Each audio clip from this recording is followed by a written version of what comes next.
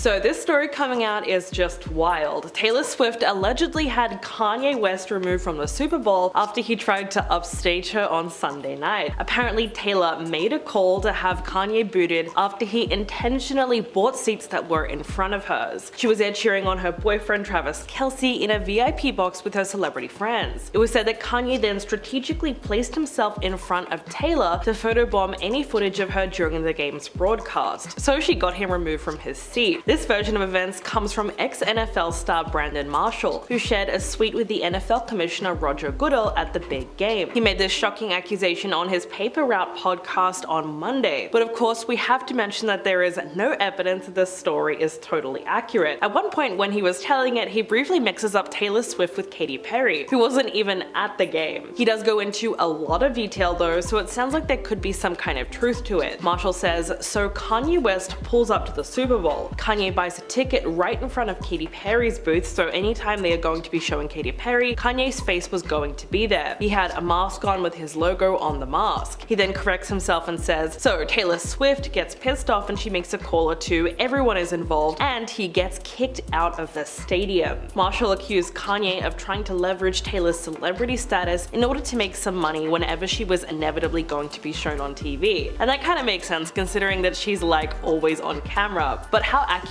is this version of events? Kanye and his wife Bianca Censori were photographed at the game. They were also shown in the stands during the broadcast. There was no mention of them being kicked out of the Allegiant Stadium though. And if that really did happen, then it probably would have been a huge story and you would have read about it everywhere. But according to Kanye, he was not trying to upstage her again. His representative commented on this story and they said this is a completely fabricated rumor. It is not true. Kanye was seen wearing a head-turning crucifix mask on top of his forehead covering at the big game. His vintage Alexander McQueen mask had a white crucifix between the eyes, and it was most likely a tribute to the late fashion designer. Photos from the game showed him standing next to a security guard nowhere near Taylor's suite. Photos also proved that her VIP box was surrounded by no one but fans excited to watch the match. On that same broadcast, Marshall also brought up the history between Kanye and Taylor, which took place at the 2009 MTV Video Music Awards. He said, so then you got to go back to the beef, you know, of him cutting her off when she's winning a Grammy and saying that Beyonce should have won it. He said, so that is what he tried to do. He tried to sit in front of Taylor Swift yesterday. You might remember the moment when Kanye stormed the VMA stage as Taylor attempted to accept her award for Best Video by a Female Artist. He declared Beyonce to be the rightful recipient of the Video of the Year award, and he said, yo Taylor, I'm really happy for you and I'm gonna let you finish, but Beyonce had one of the best videos of all time. It seemed like a harmless stunt, but the resulting fallout from that moment was explosive. That event really made history and it solidified the narrative that Kanye was something of a villain and Taylor of course was the victim, considering that she was only 19 years old at the time, and apparently she cried backstage after that incident, before she had to then go back on and perform. The feud between them reached its peak in 2016 when Kanye named her in his song Famous. He said, I made that be famous. For her part, Taylor then clapped back at the 2016 Grammys, saying there are going to be people along the way who are going to try to undercut your success or take credit from your accomplishments or your fame. And then Kim came to Kanye's defense and leaked a recording of Taylor agreeing to the lyrics over the phone when Kanye called her from the studio. This caused a massive scandal to erupt and fans called Taylor a snake for seemingly lying, saying that she never consented to him using those lyrics. But it wasn't until 4 years later that the full phone call made the rounds on social media, which exonerated Taylor of any wrongdoing. During that call, you can hear Kanye reassure her that the lyrics won't be mean, and he conveniently leaves out the fact that he is going to call her a B word. So in the end, it was revealed that Taylor was the one telling the truth. In December, she sat down for a rare confessional interview with Time magazine where she talked about her life, her career, and all of her accolades over the years. But it's no surprise that one part of that interview is what people really focused on. She finally addressed that age-old feud between her and Kim and Kanye. Looking back on the scandal, Taylor said, you have a fully manufactured frame job in an illegally recorded phone call, which Kim Kardashian edited and then put out to say to everyone that I was a liar. She described the situation saying that it took her down psychologically to a place that she had never been before. She said, I moved to a foreign country. I didn't have a rental house for a year. I was afraid to get on phone calls. I pushed away most people in my life because I didn't trust anyone anymore. I went down really hard. As we know, Taylor then went on to release 2017's Reputation, partially in response to this Scandal, which is an album that she remembers as being met with an uproar and skepticism. She thought that moment of backlash was going to define her negatively for the rest of her life. She said, "Make no mistake, my career was taken away from me." In that same interview, Taylor describes her fallout with Kim and Kanye as being one of two springboards for the success that she has today. The second one was having her life's work taken away from her by someone who hates her. She was of course referring to the 2020 sale of her album masters to Scooter Braun, who acquired them from the owner of Taylor's ex-label Big Machine Records. She said, "With the Scooter thing, my masters were being sold to someone who actively wanted them for nefarious reasons. I was so shocked by the sale of my music and to whom it was sold." She said, "Oh, they got me beat now, this is it, I don't know what to do." After lots of public back and forth, she decided to reclaim her lost albums by re-recording them one by one, a project she is now 2/3 of the way through. Only her 2006 self-titled debut and Reputation are left. When speaking about this whole situation, she said, "My response to anything that happens, good or bad, is just to keep making things,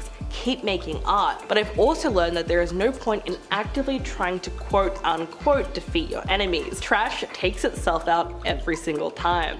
Wow. There was also a lot of other juicy information in that interview. Some people have been wondering since the Eras tour kicked off how she was physically able to get through a 3-hour show every single night, all while making it look completely effortless. In response, she explained that every day she would run on the treadmill and sing the entire set list out loud, fast for fast songs and a jog or a fast walk for slow songs. She also started a fitness routine designed specifically for her by her gym, which included strength, conditioning, and weights. She said, "I had 3 months of dance training because I wanted to get it in my bones. I wanted to be so over-rehearsed that I could be silly with the fans and not lose my train of thought." Plus, Taylor said that she completely ditched alcohol because she would not dream trying to get through one of those shows while being hungover, and that sounds like a nightmare. Last but not least, she finally broke her silence on her relationship with Travis Kelce. The world was blown away when she showed up to one of Kelce's Chiefs games at Arrowhead Stadium earlier last year, sending fans into a spiral over whether or not they were dating. But according to her, they were already boyfriend and girlfriend by the time she actually went to that game. She said, "It all started when Travis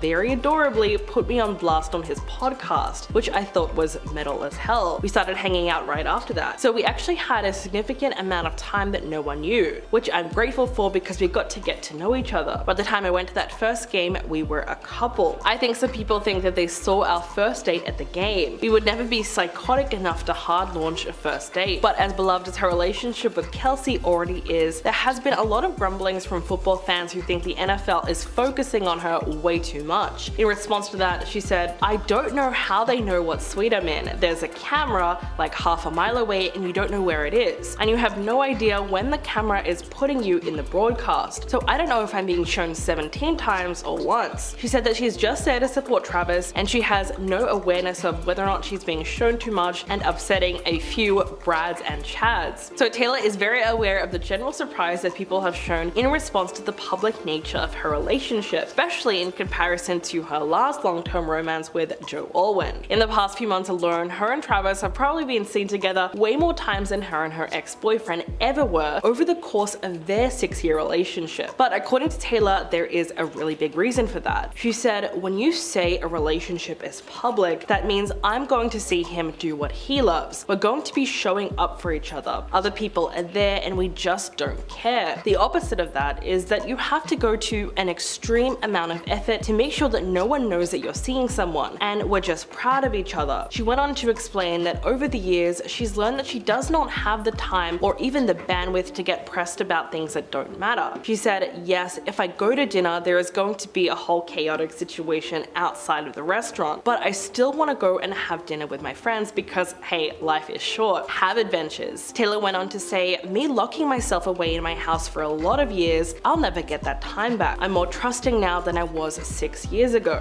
And thankfully that sounds like a much better outlook on life and relationships. To quote Serena Williams, "What time is it? It's Usher time." The fact that will.i.am, Fergie, and the crew ever relegated Usher to a backup role on the biggest stage in music is enough to make anybody go, OMG. But now it's will.i.am who made the quick cameo during OMG as Usher Raymond remind us about the superstar that he is and received plenty of love while doing it. So before we get into reaction time, let's see who was there? Elon Musk, Gordon Ramsay, Queen Latifah, Paul McCartney, Sierra and Russell, of course, Atiana Riban Perez, Janelle Monáe, and so many more of absolutely varying characters. There was some serious star-studded presence at this football arena on Sunday. I'd say probably some of the biggest celebrity turnout for a Super Bowl in years. US rapper Jay-Z took pictures of his daughters, Blue Ivy and Rumi, on the pitch before their game kicked off, and he took his seat beside his wife Beyonce. Longtime Kansas City Chiefs fan Paul Rudd also appeared on the field, alongside his teenage son Jack Rudd for some pictures. Up in the stands, we have singer Luke Combs, actor Mark Wahlberg, and basketball players LeBron James and Shaquille O'Neal. Pop star Justin Bieber and his model wife weren't far from them, and they were filmed dancing during Usher's performance, while they also sat directly near the Kardashians and Winnie Harlow. And speaking of singers, Gwen Stefani and Blake Shelton, Lady Gaga and Lizzo were also all seen at this event. Before the game even kicked off, the camera panned to Taylor Swift and Blake Lively, who were hugging and swaying along as US rapper and singer Post Malone performed America the Beautiful. Next to them was Ice Spice and Lana Del Rey. Quite the assortment of people, as mentioned. Country singer Reba McEntire also performed the US national anthem, while Andra Day delivered an emotional rendition of Lift Every Voice and Sing. Naturally, with so many celebrities present, whether from the stands or the screen at home, there was an outpouring of love that led to our next segment. So that is the Usher Twitter takeover. Keke Palmer summarized the overall fan and celeb response really well, tweeting, "We love you, Usher," with multiple exclamation marks, all capitals, all day. She's one of the many that shared love. Jalen Rose tweeted that Usher is the new era MJ, no debate. Coco Gauff specifically called upon her favorite moment, tweeting when he came out on the skates, "Whew, so smooth," with 3 clapping emojis. Meanwhile, comedian Leslie Jones shares multiple recordings of the performance to her Twitter, tagging Usher in her tweet that says, "Wow, at Usher, you just killed that shit. How you feel?" With Big Sean following up stating, "Man, at Usher really went crazy." Candy Burruss was the only one brave enough to say what we were all thinking though, tweeting that now at Usher is done performing. How many people are done watching? I'm not gonna lie, I tuned in for Usher. He killed it. But Usher didn't kill it alone, and our next segment knows it. It's HER, aka her, the girl, the moment. Call her a blender the way that girl can shred. And giddy following her amazing performance, she ended up posting on her Instagram Sunday night almost directly after getting off stage, writing that you can't spell Usher without H-E-R. Halftime show? What? And it was the greatest ever. She captioned a set of photos from her appearance playing electric guitar. "Thank you for your talent, your love, and for sharing this moment with me. Wow, I have no words." The still excited singer then took to Twitter to share a childhood photo of her singing in a sports stadium and a photo of her performing at the Super Bowl with the caption, "How it started versus how it's going. Who would have thought?" with a crying face emoji. Thank you at Usher. Ludacris, guest performer, and our next segment also had a phenomenal reaction. A few hours after the Super Bowl halftime show premiered, Ludacris, still in his costume and freshly arrived to his hotel room, took to social media to express his love for Usher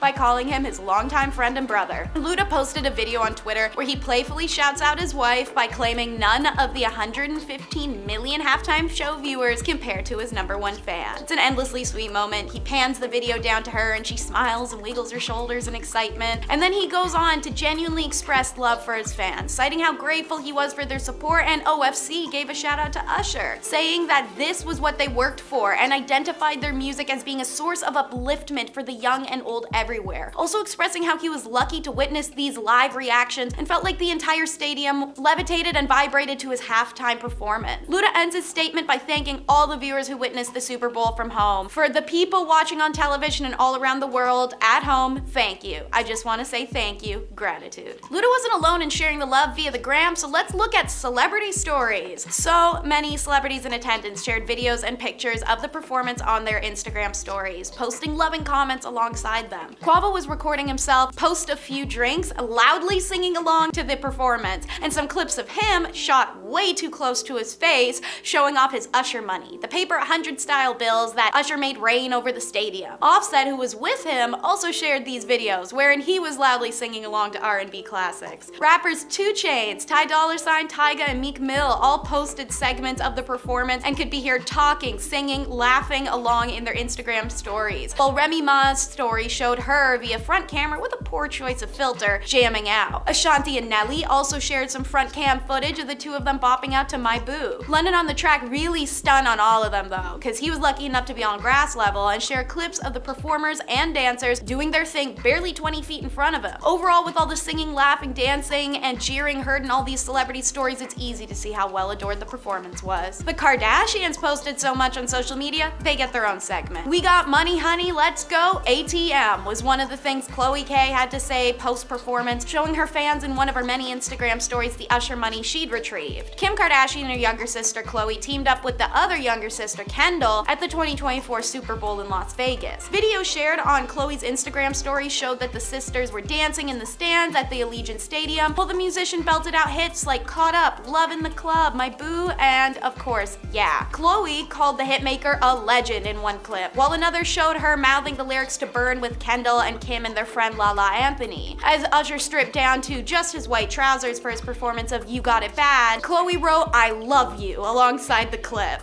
The siblings and Hailey Bieber then danced to Yeah before Khloe, Kim, and Anthony flashed their Usher money featuring the singer's face. Kendall, meanwhile, took TikTok to share a clip with BFF Hailey Bieber mouthing along to the Gaunt Girl. Quote, "Can you pause it there? For Valentine's Day, I thought I'd buy a G word. You guys, Usher was amazing," Khloe finished off, telling her 310 million followers after the performance. Meanwhile, celebrities watching from home still found ways to share their love, such as Chrissy Teigen. On Sunday, the cookbook author shared 8 videos on her Instagram during the Super Bowl 2024 halftime show. In the video, the mom of 4 sits on the ground, wrapped in a blanket, as she and her little guy, 8-month-old Ren, watch Usher perform on TV. She has him dancing along with her as she moves on the floor, jamming to the end of his set. "I always love halftime. I never ever hate on halftime. It's such a big deal and the pressure is so insane. The timing is so bananas," she wrote in the caption. "It's all just so much and I'm so proud of anyone who does this show. But man, when you know all the songs," 3 crying emojis followed. Earlier that day, Teigen had shared a selfie with her son Miles, 5, and Ren, who were cuddling together. "Learning about quarterbacks with my boys," she wrote over the photo, tagging Netflix. For our next segment, let's hear Alicia Keys' own reaction. In a video released of the singer in the stadium, costume ready and hair just being touched up, it's pre-performance, and Alicia starts off by teasing that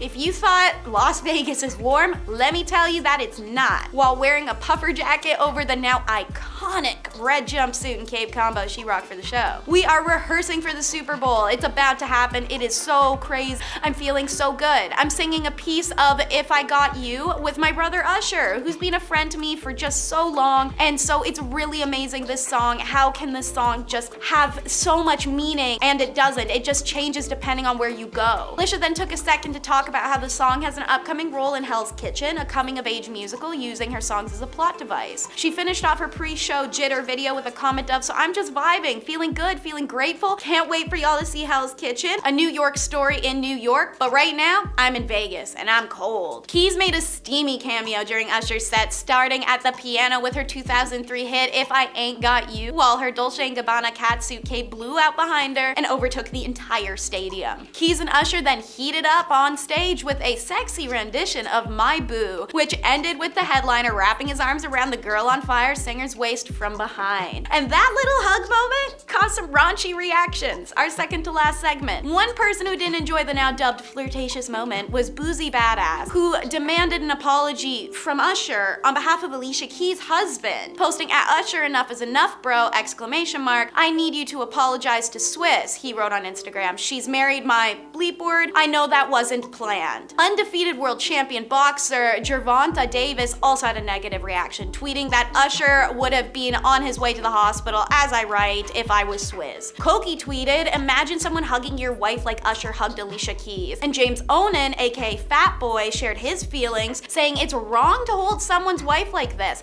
"I don't care if Swizz Beatz is okay with it." And it's a little angular smile, sad face emoji thing. Even the non-celebrities online had opinions to share. Everyday people tweeting out things like Usher knows he's out of pocket for violating Alicia Keys at the Super Bowl last night, and another saying it's wrong to hold someone's wife like this. I don't care if Swizz Beatz is okay with it. But that's the main point, and it leads to our last segment, the Swizz Beatz reaction. Just hours after the Fallen singer joined Usher on stage for a duet during his electric halftime performance, her husband of 13 years shared a message for critics on social media who were getting, as you can probably tell, wildly out of hand. Y'all talking about the wrong damn thing, the producer captioned his Instagram carousel that showed photos from the performance. Y'all don't see the amazing dress covering the entire stadium? Tonight's performance was nothing but amazing with two amazing giants. Congratulations at Usher and my love at Alicia Keys. That song is a classic. We don't do negative vibes on this side. We make history. While plenty of people have been making memes and jokes out of the moment, many fans came to the pair's defense, with one person writing, "That hug Alicia and Usher did made me smile when they both smiled. I don't know, it was cute and wholesome." It's no different from when you see actors on screen, a second person explained. It's just a performance. It was strategic and it worked. Clearly, LOL, the internet's running wild with it. And a third person added in, "People don't know what a performance is anymore. Bruh, shake my head, everything is a joke. That was the best Super Bowl performance since Michael Jackson, but no one is speaking about that." And that Twitter user's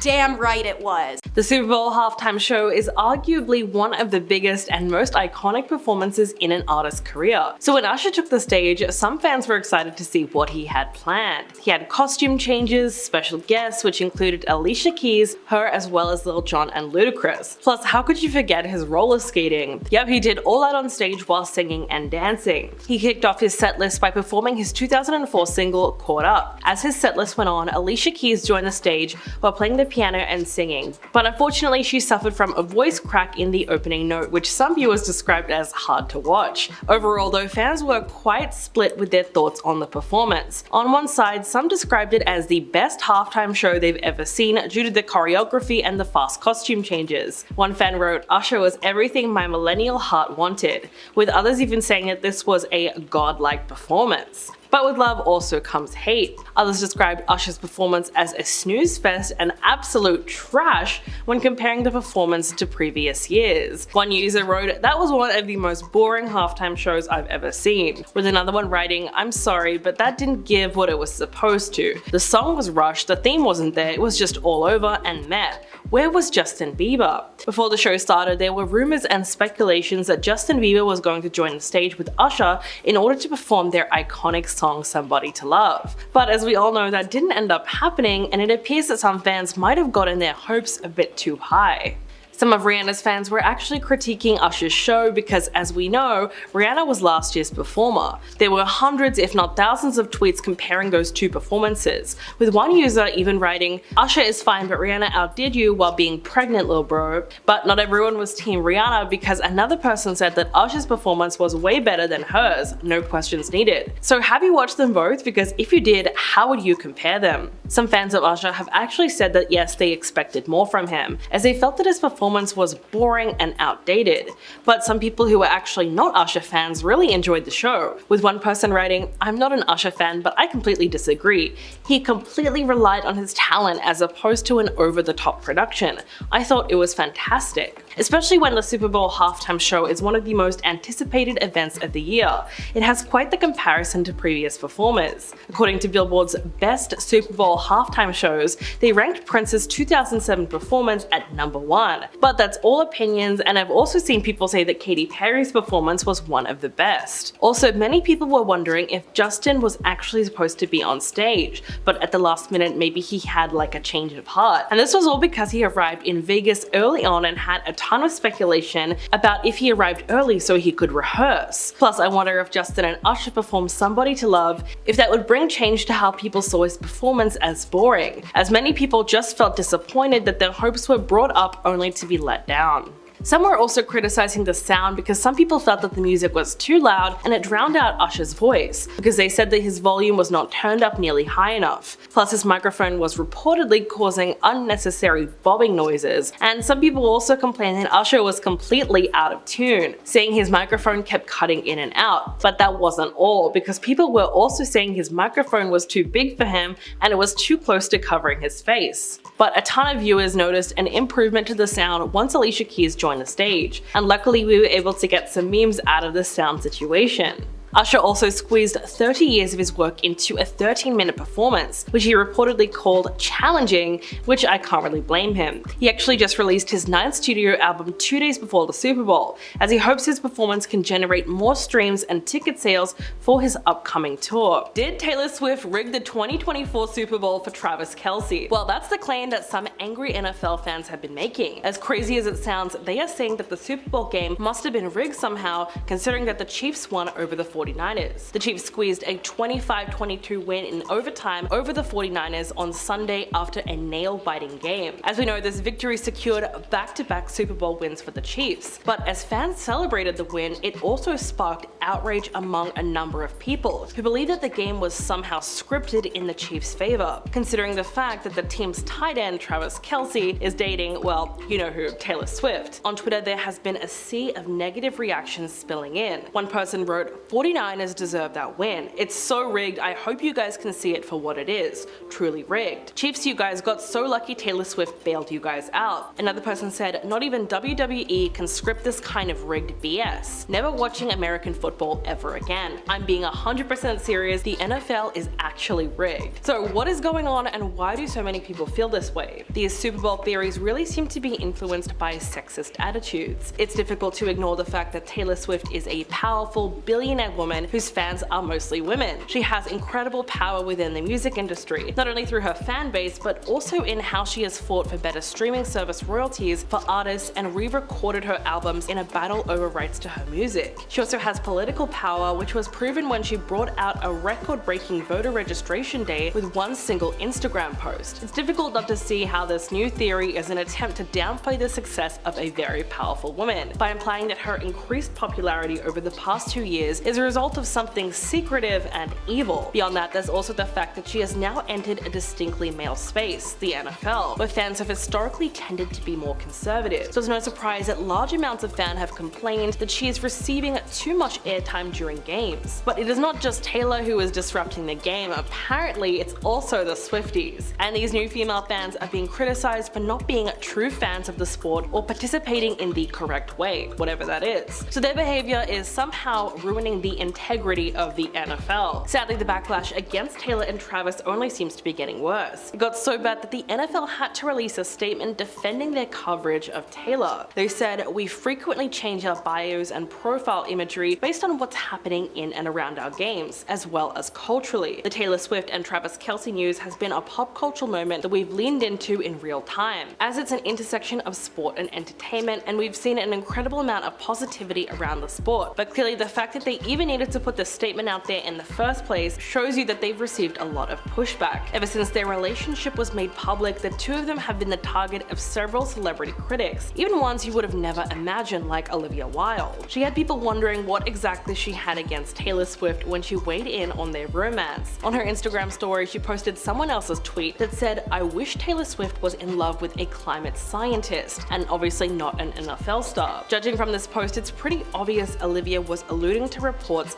of Taylor Swift's significant carbon footprint. Last year, she was named one of the celebrities with the worst private jet CO2 emissions. Based on data from the Celebrity Jets X account, they found that her jet had made 170 trips between January and July of 2022, creating an estimated 8,000 metric tons of CO2. Her team then jumped on to defend those numbers and told Rolling Stone that her jet is loaned out regularly to other individuals. And the fact that Taylor is dating Travis somehow added to this problem that already existed, because she is constantly flying on her private jet just to visit him. She's doing it so much that it's now kind of a joke. Up to now, Taylor has been flying out to spend quality time with Travis exactly 12 journeys to be with him this year, which might be great for their relationship, but guys, it's horrible for the environment. The journeys so far have used up more than 12,000 gallons of jet fuel, which is calculated to be worth a whopping $70,000. Based on statistics taken from the Instagram account Taylor Swift's Jets, her flights have now produced 138 tons of CO2 emissions to date, which is the equivalent of energy used by 17 households in 1 year. To repair that environmental damage that was caused, 2,280 trees would have to be planted and flourish for 10 years in order to restore the balance. Usher almost fell during his halftime show performance at last night's Super Bowl. Maybe that's why he didn't perform DJ Got Us Falling in Love again, because he was literally falling. This all happened during his performance at the Allegiant Stadium in Las Las Vegas. And when you're in Vegas, you gotta go big or go home. So Usher did exactly that and decided to perform on roller skates, all while singing and performing choreography. The fall nearly took place when Usher skated under the Black Eyed Peas member will.i.am's leg, and when he got back onto his feet, he nearly lost his balance. Luckily, he was able to improvise by adding an extra spin or two, and he was good to go. I myself am surprised that he was able to save himself, but hey, the show must go on. And this was not the only near close fall that happened on the Super Bowl stage, because last year, during Rihanna's performance, one of her dancers actually almost fell off one of the elevated platforms while dancing. Luckily, there was enough space behind them which prevented the dancer from falling at such a distance. They actually got back up and began performing as if nothing had happened. I found a clip online and it took me 3 times of rewatching to actually notice the fall. And honestly, it seems like Usher was able to smoothly transition his loss of balance and pretended like nothing had even happened, because this news would have been way bigger if more people had actually noticed. Falling on stage for artists isn't necessarily uncommon either. It happened to Katy Perry, Harry Styles, Madonna, and even Beyonce. Plus, Usher actually fell last March on stage, while also performing on roller skates, and his fall was also saved by himself, as many posted this video online and said he fell so smoothly. So maybe Usher has perfected getting back up after falling on roller skates, all while singing and dancing, of course. But that wasn't the only thing Usher did that made the headlines that night. Far from it, actually. A lot of people are still thinking about his performance with Alicia Keys when she joined him on the big stage. And let's just say people thought that they appeared a little bit too cozy, which made it the best time to turn the moment into memes. Take a look at this one I found on Instagram, and most of them were poking fun at what Swizz Beatz' reaction was to this performance, because he is Alicia's husband. I mean, one user said that this was Swizz Beatz watching Usher dance with Alicia Keys. Honestly, the next day, seeing how fast people are with these memes, it's almost as entertaining as the Super Bowl performance itself. Plus, all of Usher's outfits last night were, in my opinion, perfect for the Super Bowl because it was so eye-catching.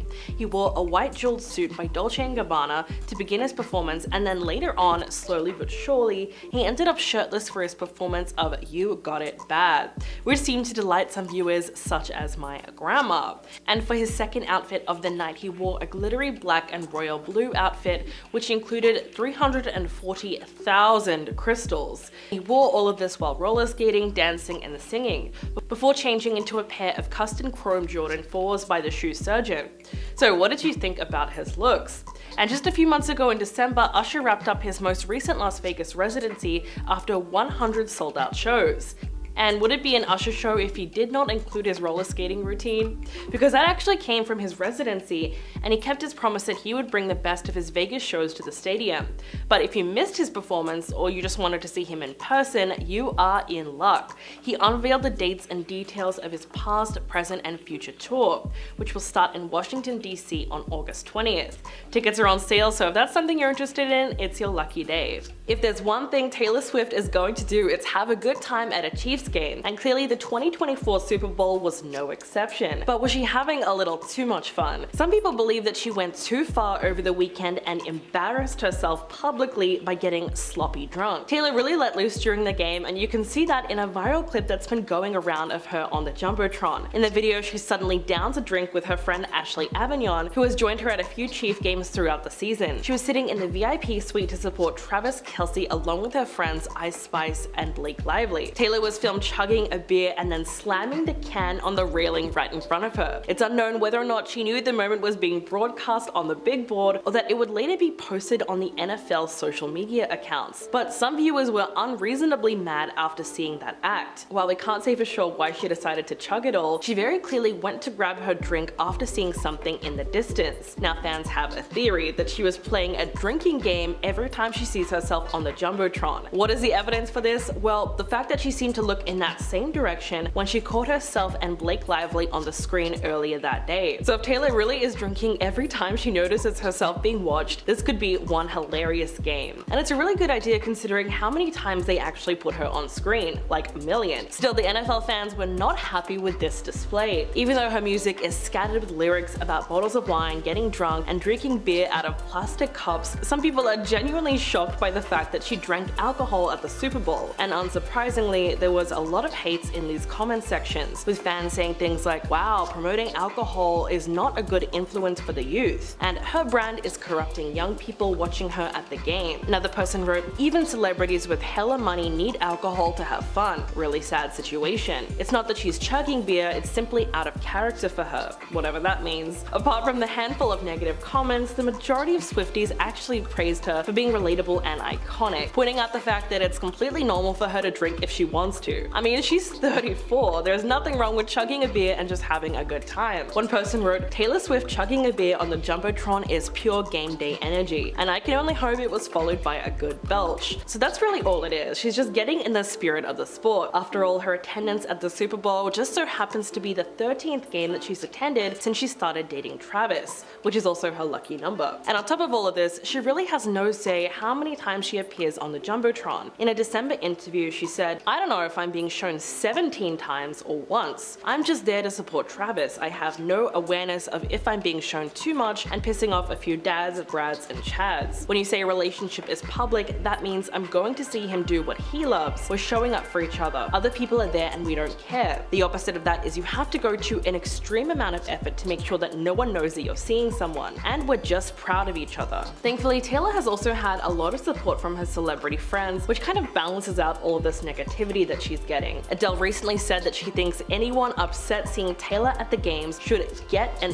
effing life. Yep, during her Las Vegas concert, she said, I want the Chiefs to win just because of Taylor Swift's boyfriend. All of you complaining about Taylor Swift being at games, get an effing life. She's actually made it much more enjoyable to watch. And that's something that is completely undeniable. When you're performing for hundreds and millions of people for the Super Bowl halftime show, you probably assume you'd be making quite a lot of money, right? Well, the NFL said Una reverse card to Usher because he's making a whopping $0 from his performance. Yeah, you heard me right. Due to the marketing value of the 13-minute show, it wasn't completely free because he's expecting to see some form of payout at a later date. This is because just 2 days before the Super Bowl, Usher's new album called Coming Home was released, and they were hoping that his performance would push people to stream it, which of course would generate money. According to Forbes, Rihanna's 2023 performance for the halftime show caused her digital sales to increase by 390%. This was a huge spike for the sale of her Fenty Beauty. And similarly, Usher has licensing agreements in place for a fragrance line and cognac brand Remy Martin, which would potentially lead both brands to have a sales increase following the game.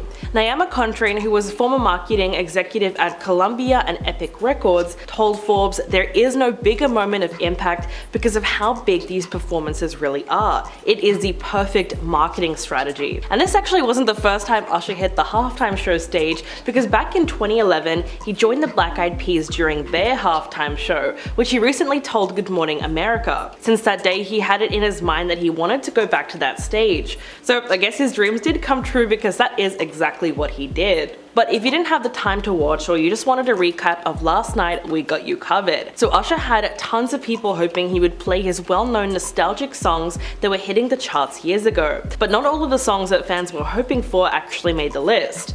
Like DJ Got Us Falling in Love Again, that was a big one. Plus, before the Super Bowl started, so many people speculated that Justin Bieber would be Usher's surprise guest, because Somebody to Love was an iconic collaboration. But unfortunately, that didn't end up happening, though Alicia Keys did hit the stage to sing My Boo. However, viewers noticed that while she was singing, she unfortunately suffered from a voice crack, which many believed was because of all the rehearsing. She also wasn't the only one to join Usher on stage, because Lil Jon joined him for their hit song OMG, and Ludacris was also there to perform Yeah. Oh, and how could we forget her, who was also a special guest on this very big night. As of the reactions of the overall performance, it appears to be quite mixed. The energy on stage was quite high, as he even performed on roller skates for a bit, which is something I personally haven't seen before. And on X, of course, it was flooded with reactions, with one person writing, Usher adding Lil Jon and Ludacris to the halftime Super Bowl show, and on X, of course, it was flooded with reactions. One person writing, Usher adding Lil Jon and Ludacris to the halftime Super Bowl show. Yep, that is self-explanatory, as some thought it was a fire performance, but others thought it was extremely boring compared to the previous halftime shows, which I will admit, some are just hard to beat.